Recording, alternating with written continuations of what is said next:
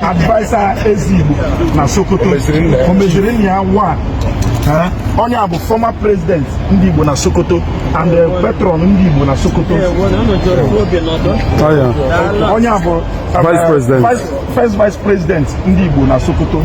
Sir Charles Elodu. Onye abu president general ndị Abia State na Sokoto. Mwa no nwomo bukwa Onwa Okoro Clement, the immediate past president in the Enugu State na Sokoto.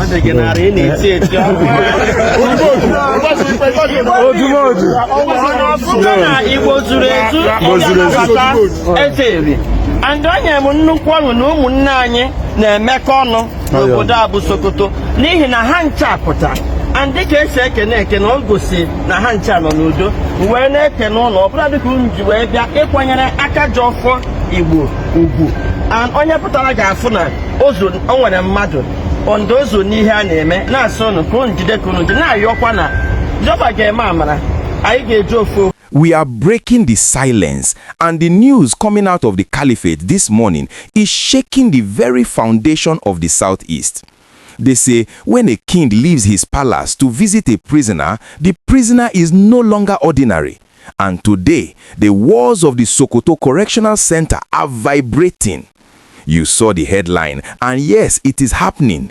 We are receiving confirmed and exclusive reports this morning, Tuesday, January 20, 2026, that a high-powered delegation led by the Akajiofor Ndigbo himself, His Royal Majesty Eze Chukwuemeka Eri, has landed in Sokoto State to visit the leader of the indigenous people of Biafra, Mazi Nnamdi Kanu. If you thought the lion was forgotten after that shocking life sentence last year, this visit is the sign you have been waiting for. Is Nnamdi Kanu finally coming home?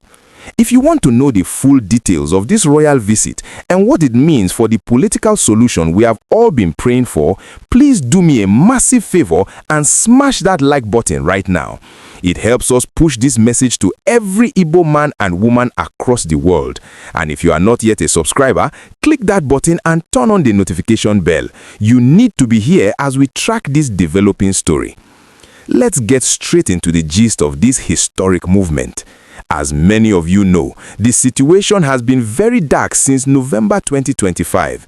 We all remember that gloomy Thursday when Justice James Omotosho of the Federal High Court in Abuja slammed Mazi Nnamdi Kanu with a life sentence in Abuja. It was a day that broke many hearts. To make matters worse, the court ordered that he be moved from the DSS custody in Abuja, where his lawyers could easily reach him, all the way to Sokoto State Correctional Center. They sent him to the far north, arguing that Kuje Prison was not safe enough for a man of his influence. Since that transfer in late November, there has been a terrifying silence. His lawyer, Aloy Ejimako, cried out that the distance was making it impossible to prepare for his appeal. It felt like they wanted to bury the case and throw away the key. But today, the story has changed. The headline brings a ray of hope. His Royal Majesty Eze Chukwuemeka Eri, the traditional ruler of Enugu Aguleri and the holder of the Ofo of Igbo land, decided that enough is enough. You don't just wake up and travel to Sokoto. This was a calculated high-level diplomatic move. The Akajiofor Ndigbo did not go alone. He went with a high-powered delegation. In diplomatic language, this means he went with men of timber and caliber, people who can speak and the government will listen. The visit to Sokoto Prison is significant for two major reasons. First, it breaks the isolation. For months, the narrative has been that Kanu is alone in the north, cut off from his kinsmen. By flying all the way to Sokoto, Eze Eri has sent a loud message to the federal government. Our son is not abandoned. It's a cultural statement. In Igbo land, a father does not leave his child in the rain, no matter how heavy the storm is. Secondly, and this is the part that should make you pay attention, this visit is likely the beginning of the political solution we have all been hearing about. Just 2 days ago, on Sunday, January 18, 2026, there were reports urging Igbo political leaders to negotiate Kanu's release before the 2027 election frenzy begins. The pressure is mounting. We know that the legal road has hit a blocked wall with that life sentence. The Supreme Court could take years. The only shortcut out of that Sokoto cell is a presidential pardon or a negotiated release. And who better to broker that peace than a revered monarch like Eze Eri? We must look at the timing. We are in early 2026. The 2027 elections are around the corner. The political atmosphere is charging up. The ruling party knows that they cannot campaign peacefully in the southeast if Mazi Nnamdi Kanu remains in prison with a life sentence. It's an open wound. This visit by the Akajiofor Ndigbo could be the bridge-building exercise needed to allow the federal government to save face and release him.